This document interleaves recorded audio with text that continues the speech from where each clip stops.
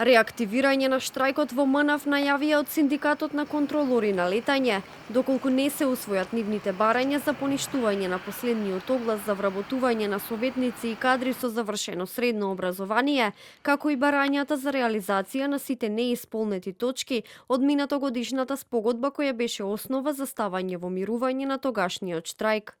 Председателот на Синдикатот на контролори на летање Александар Тасевски за телевизија 24 вели дека состојбата во МНАФ е влошена и единствениот начин за утврдување на реалните потреби за вработувањата во МНАФ е само преку спроведување на независна студија која ќе покаже каков кадар недостига.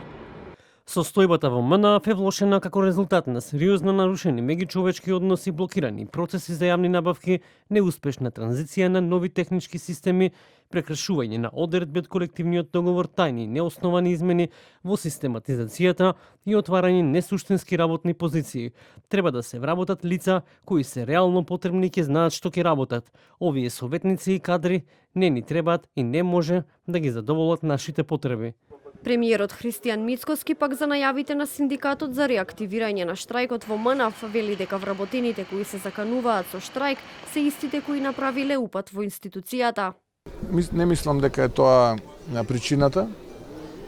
Се закануваат оние кои што правеа упат и кои што тепаа. Сега немаат внимание и не се толку силни да тепаат и тоа е причината.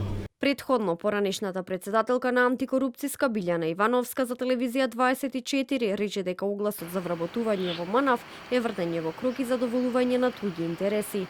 Проблемот со критериумите за вработување, пресметките на додатоците за прекувремена работа и начинот на прераспределба на вработените во МНАФ, според неа е забележан уште во 2018 година од страна на Државен завод за ревизија. За владата пак во новиот оглас на МНАФ нема ништо спорно. Велат дека сите конкурси и постапки за вработување се транспарентни и подложеле на внатрешни и надворешни контроли.